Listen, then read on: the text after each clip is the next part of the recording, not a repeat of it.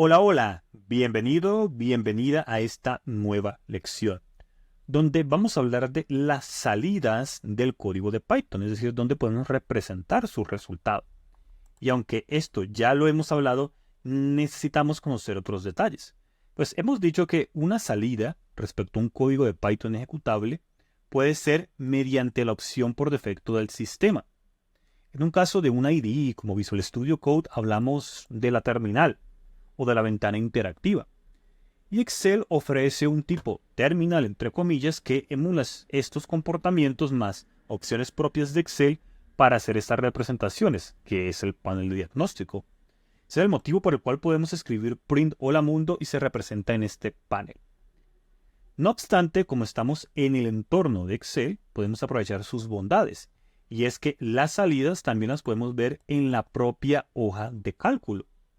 Sin embargo, aquí tenemos dos opciones también, bien sea mostrarlo como objeto de Python o como valor de Excel, aunque hay detalles que debemos tener presente y es por este motivo que nos vamos a nuestra hoja de Excel, nuestro libro, cualquiera puede ser, completamente en blanco, es perfectamente válido.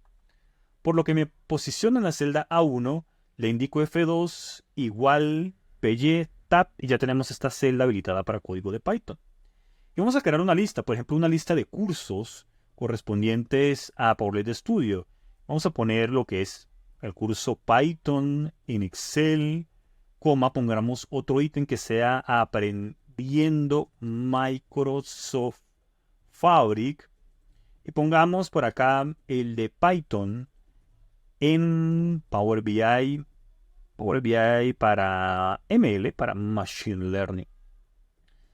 Resulta que, por supuesto, nosotros podemos poner aquí print, la función print, le indicamos cursos, cerramos paréntesis, control enter, y el panel de diagnóstico aparecerá a continuación, donde observaremos el resultado.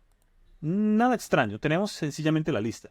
Sin embargo, si nosotros omitimos esto y pulsamos control enter, no se va a proyectar nada en el panel de diagnóstico. Puedo borrar aquí, puedo ejecutarlo nuevamente para que sea visto que en el panel de diagnóstico no aparece nada. Sin embargo, en la hoja vemos que, es código de Python, pero nos dice list. Si yo me posiciono encima del icono y pulso clic, es cierto que aparece un tooltip donde podemos ver una representación de esta lista. Nos dice que es de 3x1, pues es una lista. Y bueno, ya hablaremos de Anaconda un poco en el entorno de Python en Excel. Por cierto, si tenemos múltiples pasos y queremos proyectar un resultado en la hoja de cálculo, podemos simplemente poner la variable al final. Por ejemplo, cursos aquí pues es lo mismo, pero para que lo tengamos presente. Ahora bien, esto es una salida de objeto de Python, pues es de la clase lista. Sin embargo, nosotros podemos cambiarlo a que sea valor de Excel. Esto es sencillo porque en la barra de fórmulas, aquí al lado del PY, vemos este icono que si desplegamos nos muestra cómo quieres la salida, como objeto de Python, que es la opción por defecto, o como Excel Value. Si nosotros desplegamos Excel Value, notaremos que se muestran aplicando esta operación de desbordamiento del propio Excel, donde vemos pues lo que es la lista. Y allí está perfecto. Ahora bien, vamos a poner otro tipo de valor. Pongamos una tupla, por ejemplo. Vamos a decir aquí empresa y algunos datos de la empresa. Como voy a crear una tupla, vamos a indicarle aquí los paréntesis para que sea claro.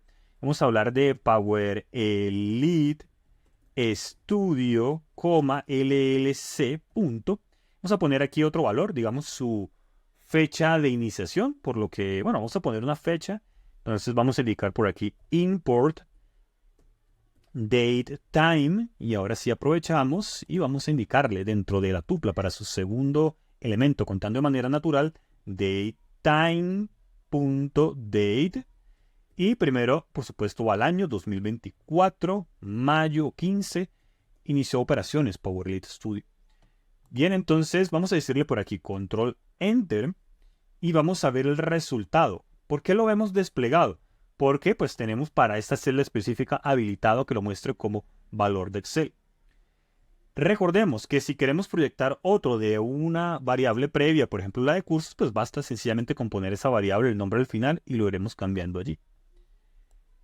Eso está muy bien. De hecho, aquí podríamos comprobar para que notemos print empresas, pongámosle el tipo, type, empresas, cerramos paréntesis, control enter.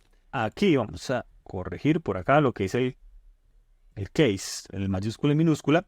Y vamos a ver por aquí que en efecto es una tupla, ¿no? Entonces, si bien se ve como en el mismo aspecto en la hoja de cálculo, sí sigue correspondiendo a un objeto en particular. No obstante, no todo se puede representar como valor de Excel.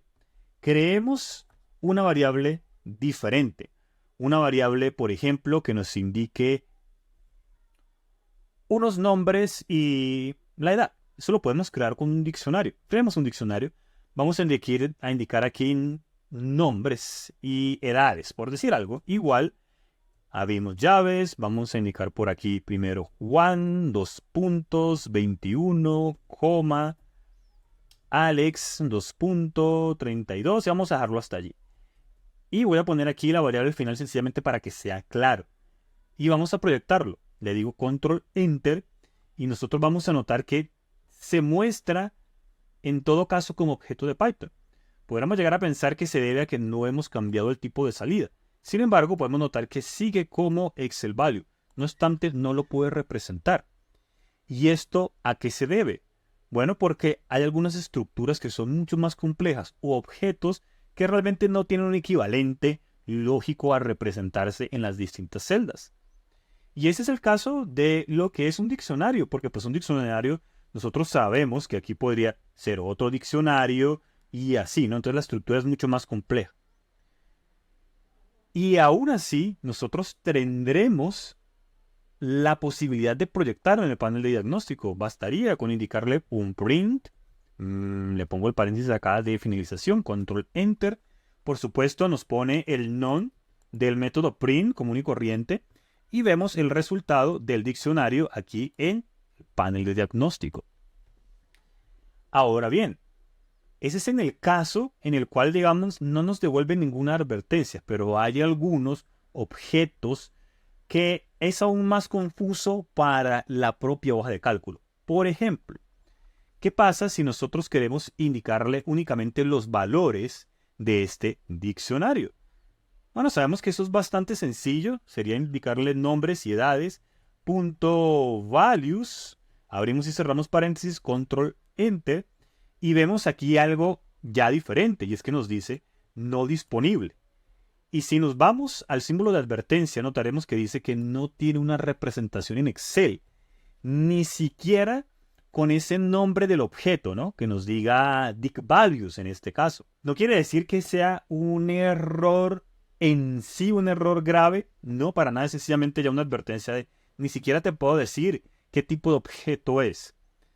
Es decir, que si le indicamos por aquí print, pues no vamos a tener ningún inconveniente en el panel de diagnóstico. Control enter, vamos al panel de diagnóstico y vemos aquí dict values. Ese es el motivo por el cual no lo puede representar la hoja de cálculo ni siquiera con el nombre del objeto. Bien, porque, digamos, sería muy difícil que incluso tenga en cuenta nombres de objetos que se crean con clases personalizadas y demás.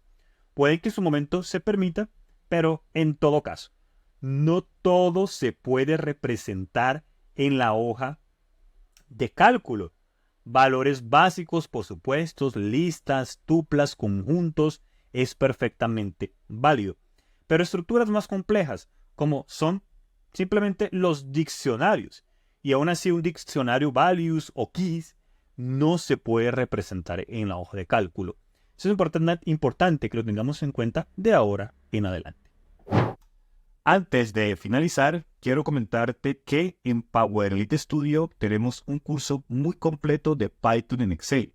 De hecho, es un curso con una duración de 13 horas, que inicia desde los fundamentos de la integración con Python en Excel y luego recorre análisis de datos exploratorio, visualización de datos, análisis estadístico, manejo de matrices y mucho más.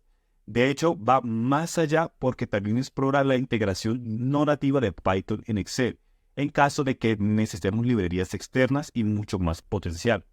Es un curso ideal si deseas expandir tus capacidades sin límite en análisis de datos. Si deseas conocer más información, te dejo en la descripción del video el enlace a la página oficial donde podrás ver todo detallado, su descripción, su temario lección a lección, etc. Te esperamos.